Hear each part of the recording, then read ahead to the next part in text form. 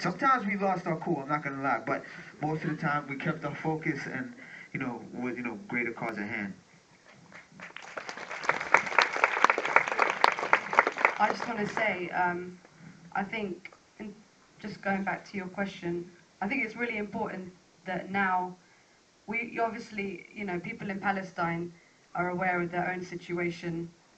When you go there, you'll see for yourself, you'll witness everything you've ever read about, you've ever heard about going on there. But really, it's now, we're in a different phase of awareness, of enlightenment.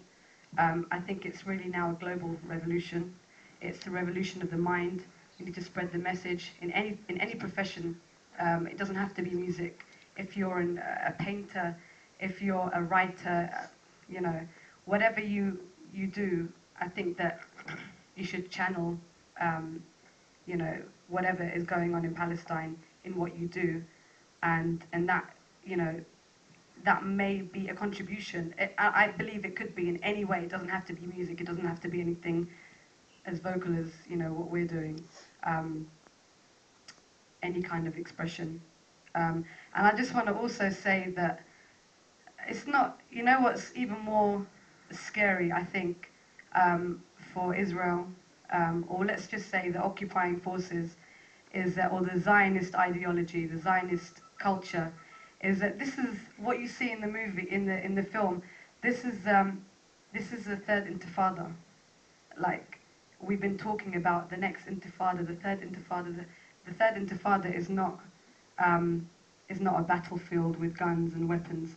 This is the third intifada. This is an element of the third intifada. Well, I know for me personally, when I was a young adult, when I was a teenager, when I was 18, 19, 20 years old, I used to be full of rage and full of anger, and rightfully so, because look at the world that we live in. I think if anybody objectively assesses it, there's no way you can't be angry, But I found hip-hop as a very useful tool to kind of channel, those feelings that I was having, channel those sentiments. But even with hip-hop, I still found that I was angry. I was angry a little bit less, but I was still angry. And then I began to understand that, individually, we can't do very much. But when it comes to collectivity, when it comes to organization, like even the three of us up here, there's strength in numbers. There's strength in the fact that we're here tonight. There's strength in the fact that we were on that tour together. But I would encourage people to become part of organizations, because now I'm 27 years old and I'm almost never angry. And the reason is, it's channeled every single day into political work. It's channeled every day into community work. And that way, I know that I'm giving my all for the benefit of humanity and for liberation for all peoples.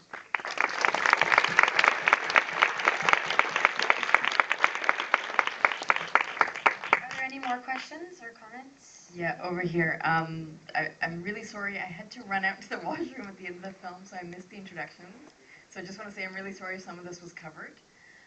But I'm just interested to hear, for the people who haven't been to Palestine before, this experience, what was your level of engagement or knowledge about the occupation and apartheid situation, and what brought you to this place of making that journey? Because I think that all of this is part of the third intifada, not only the music and the art, but also the social exchange and learning about what is happening. So it would be interesting to hear about your journeys that way. It's not my first time. I lived there. There, good. No, it's my fourth time, so. All right, well, that was my first and only time thus far. Though, of course, I would love to go back, and as I said in the film, I feel a sense of obligation to go back after having been through that. I'd love to see how those kids are doing now. I'd like to see them in a couple years where they're older, when they're growing into young adults. I would say that for me, I would really love to go anywhere across the planet where there's oppression and people are fighting back.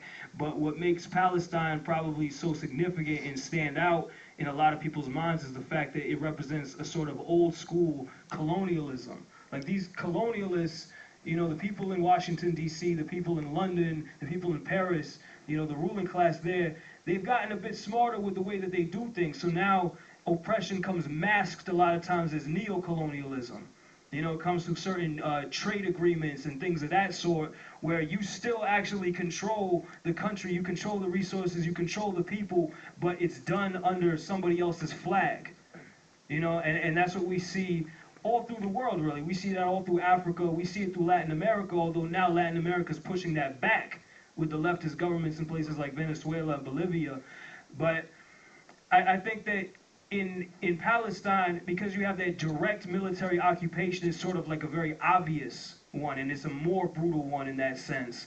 And, you know, as a person who's an aspiring revolutionary, who wouldn't want to go there? Who wouldn't want to be at the front lines? But, you know, not just in the political sense, but again in the human sense, you know, just having that one-on-one interaction with the children, the young people who are our next generation. It's beautiful.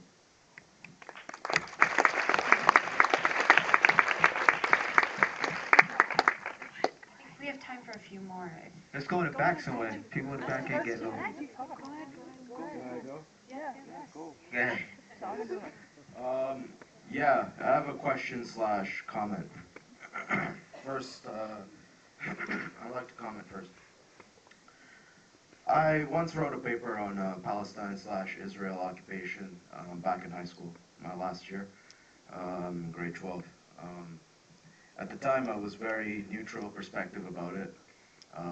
In a school with a Muslim majority, not really easy to say, not really easy to do, to stay in a neutral perspective, but I tried to research it on both sides.